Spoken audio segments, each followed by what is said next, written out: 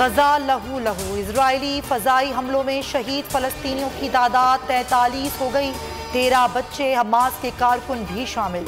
1000 से ज्यादा फलस्तीनी जख्मी, दर्जनों इमारतें तबाह। हमास की जवाबी कार्रवाई, रॉकेट हमलों में तेल की पाइपलाइन और बस तबाह। 5 इजरायली हलाक। इजरायली शहर लद में इंतहा पसंद यहूदियों के फलस्तीनियों पर हमले, गाड़ियों को आग लगा दी। फलस्तीनियों का भी एहतजाज।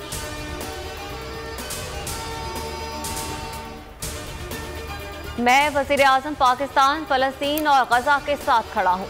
इमरान खान का ट्वीट अमरीकी दानिश्वर नोम चॉम्स्की का कॉल शेयर कर दिया। अपोजिशन लीडर शहबाज शरीफ कहते हैं कि इसराइल पूरे फ़लस्तीन को कब्रिस्तान बनाने पर तुला है।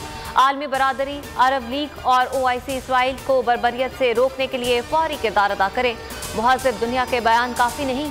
पाकिस्तान, तुर्की, अमरीका, बरतानिया, स्पेन समेत मुख्तलिफ ममालिक में रैलियाँ।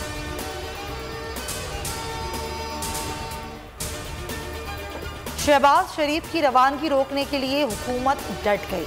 अपोजिशन लीडर का नाम ECL में डालने का फैसला कर लिया। वज़ीर दाखिला शेख रशीद की ज़ेर सदारत काबीना कमेटी बनाए एग्जिट कंट्रोल लिस्ट का इजलास कुछ देर बाद होगा। फैसले की मंजूरी दी जाएगी।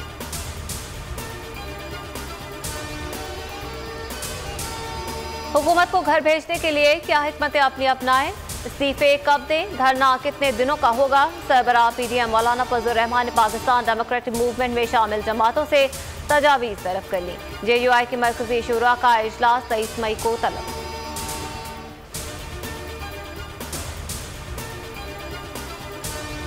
हम मुकमुका के लिए तैयार नहीं।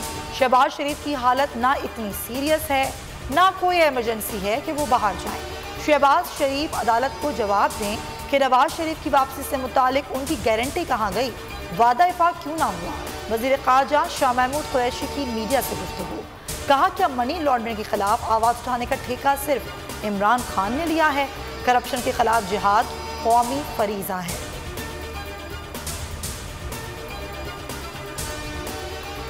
फोन पर हेलो हेलो के ड्रामे से महंगाई के सुनामी की तबाही खत्म नहीं हो सकती। करप्शन और मनी लॉन्ड्रिंग के नाम पर इमरान खान का वावेला सियासी इंतकाम है।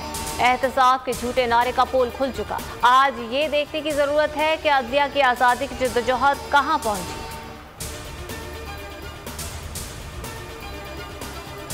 इस वक्त मुल्क का सबसे बड़ा मसला मईशत है।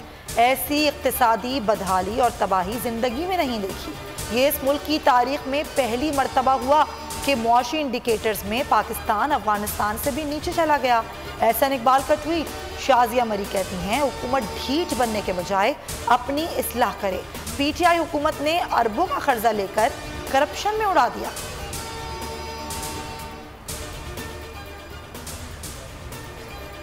बिलावल, आपकी काबिलियत सिर्फ पर्ची पर चेयरमैन बनना है। वज़ीर मुमलिकत इत्तलात और नशरियात फारूक हबीब का रद्द अमल, कहा सिंध में मुसलसल 13 साल से PP की हुकूमत है, उसके बावजूद गरीबों की हालत बेहतर ना हो सकी।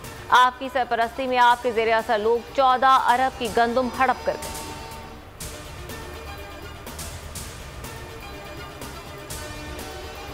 मुल्क में कोरोना की वबा से घर उजड़ने का सिलसिला जारी। 24 घंटों के दौरान 104 मरीज दम तोड़ गए। 2869 नए केसेस रिकॉर्ड। मुस्बत केसेस की शरह 7.42% रही। खैबर पख्तूनख्वा में एक और डॉक्टर शहीद। असद उमर कहते हैं 16 मई से 30 साल और इससे ज़ायद उम्र के अफराद के लिए कोरोना वैक्सीन की रजिस्ट्रेशन शुरू होगी। लाहौर, पेशावर, लाड़काना और हैदराबाद में लॉकडाउन की खिलाफ वर्जी। ताजरों और पुलिस में आंख मचोली जारी। वज़ीर आला सिंध ने ईद पर कोरोना वैक्सीनेशन सेंटर्स खुले रखने की हिदायत कर दी। रेस्टोरेंट को खाना पार्सल की इजाज़त। वज़ीर इत्तलात सिंध नासिर हुसैन शाह कहते हैं सख्त फैसले खुशी से नहीं किए जाते। अवाम ईद पर भी जाकर वैक्सीन लगवा सकते हैं।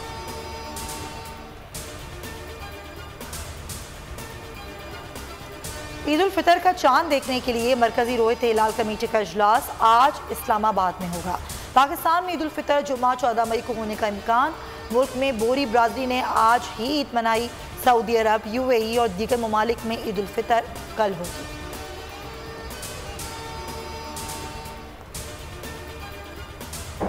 और ICC की टेस्ट रैंकिंग जारी। बल्लेबाजों में बाबर आजम की एक दर्जा तो नज़ली 10वें नंबर पर आ गए। अजहर अली की 4 दर्जे बेहतरी बल्लेबाजों में 16वें नंबर पर आ गए। पाकिस्तानी बॉलर्स को भी सख्त मेहनत का सिला मिल गया।